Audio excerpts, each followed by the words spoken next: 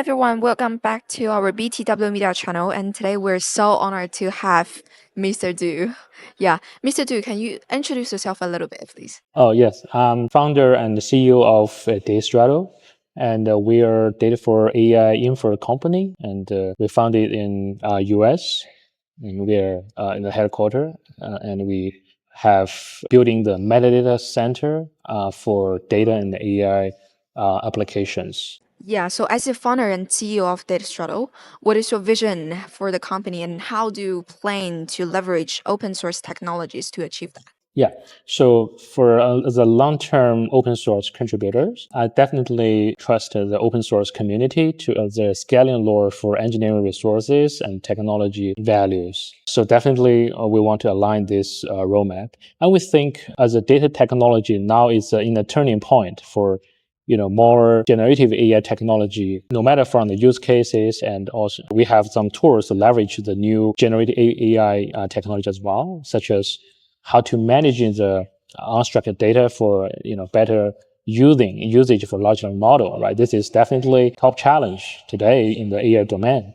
Of course, as a data platform, as a system, if we can handle the matrix, we can using the model to handle this kind of matrix and make the platform more efficient and smart. I think that's also a very good benefit on the data platform. So what is called data for AI and AI for data. Yeah, that's impressive. So with your extensive experience in the AI and also data open source domain, what do you see as a key trend shaping the future of these fields? Yeah, of course. I mean, as a long term, data technology is existing for a long time. AI, of course, but in the recently several years, we see generative AI create a lot of, miracles.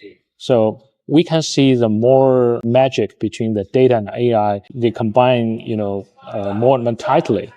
So we can see, the GPU power is increased a lot. We definitely see the models, increase, the capability of models increase a lot.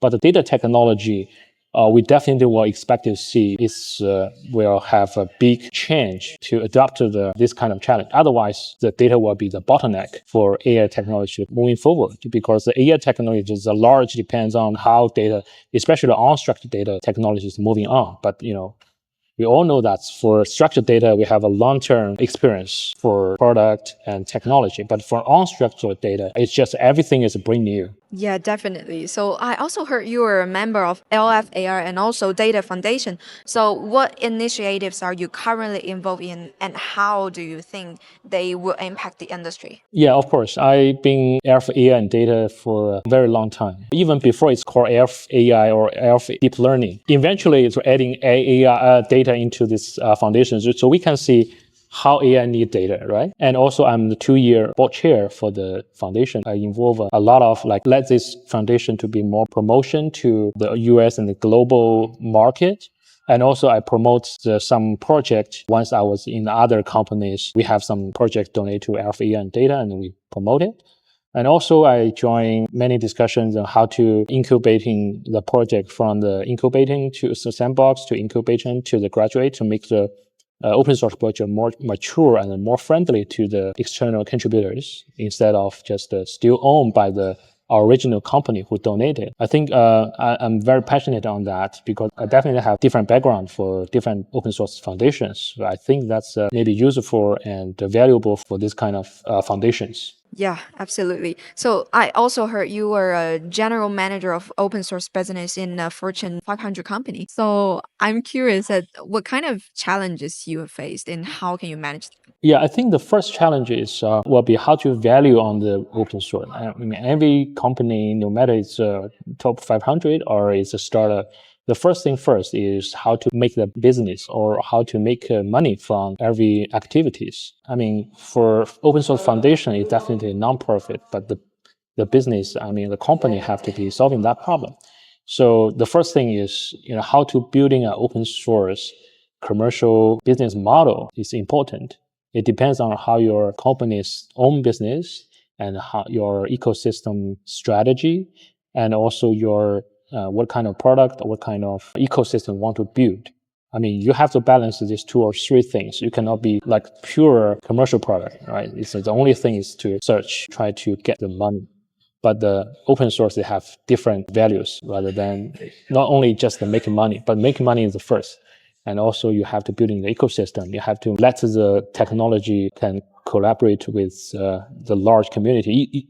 Even it's maybe your competitors in the commercial part, but how to make everyone work together to innovate, to make the product more feasible to widely use it. I think that's important. Yeah, so as you mentioned, the open source is very important right now. So how do you see the role of open source in driving the adoption of AI and also data technologies across various industries? Yeah, I think very important. The June I attending the Databricks Summit. So definitely Databricks show how open source large language model is going comparing with closed source. Of course, closed source now is a little bit ahead, but the speed up for open source models increased a lot.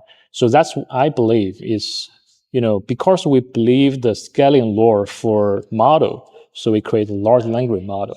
And also I think from the first principle, we think about the open source. Open source is kind of a scaling law for developers, right? To try to gathering the developer, no matter this from this company or that company, we gather together, we innovate together, we put our intelligence and our efforts together. So this is open source is the only way. Otherwise, how can we, different companies, developers can work each other? How can people from, globally can work each other? I think the open source is very critical in this way. Yeah, so I think you've already made a lot of contribution to this industry. So I'm kind of curious, what advice would you give to aspiring entrepreneurs and leaders and developers who are looking to make an impact in the AI and also data open source community? Okay, I think that's a very good question. So if you look at the current AI stack, definitely, we're facing a lot of progress, right? And we're also facing a lot of challenges. This kind of challenge is, let's say, if today we want to using different kind of large language model, we want building different agent, we can use different RAG solutions. We can see there's a lot of opportunities here. But also we don't have, some standard implementations. This is just like a software development, which is, in the beginning, we have something non-standard software. Even we don't have the stack right there. But eventually we will have, more standard product to saving a lot of time and efforts for the user to lower the bar to using them. So I think we are moving ahead or moving towards this direction. I think are we expecting more and more open source innovation, and open collaboration to gathering everyone's idea and smart intelligence to go through this. That kind of saving us more time compared with the software. We take 10 years or decades to make these things more mature. But for AI technology, I think this will be running faster. For entrepreneur or innovators, I think we should go this way, the open innovation. Yeah, so I totally agree about the importance of innovation. So how do you stay ahead of the curve in terms of technology trends, and what kind of source and strategies do you recommend for continuous learning in the field of AI and also data? Yeah, I like the area of AI and data because it's really an open foundation and it doesn't have any barrier or any bars for people to join, no matter you're from a global 500 or you're from a startup. It's treated equally. I really like it. And second, I think the important thing is to keep updating the information is from you definitely should you join an open source community, right? You learn a lot from the community users, community contributors. And sometimes this kind of user and contributors leverage your product or our own product in the different scenarios, expanding the software's usage. So you really can learn a lot of use cases and many lessons from this kind of contributors. So every time when we have made some meetup or conference, we meet some people in the community, we definitely learn each other a lot. I think that's a critical part. We have, for some foundation like Apache, we have a word to say community over code. I think that's a principle. That's a meaningful things for people rather than just the code. Yeah, right. So looking forward, what are some of the long-term goals you have for your work in the AI and data open source domain? Yes, definitely. We have a big data words for a very long time, but the previous big data just mean, volume, velocity, something like that. But today we have a large language model, right? It's a big model. But the big large language model really needs a lot of massive of data and a balance of data and the whole kind of data. It doesn't mean I have a large volume of data, but rather than the diversity and multimodal data, right?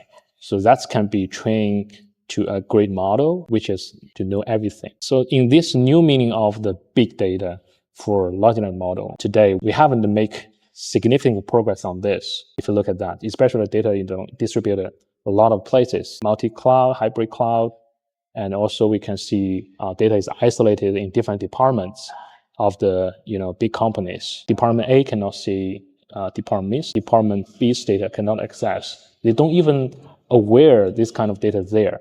So our vision is we try to unsilo this kind of data. We try to make the data cross, internal the organization, and also can be shared or exchanged safely. I mean, definitely there's some sensitive data that doesn't have to be shared, but there's more valuable and non-sensitive data should be shared across, different organizations in some way. I think that's the future AGI age. Really needs this kind of a massive, large data sets across the whole society globally.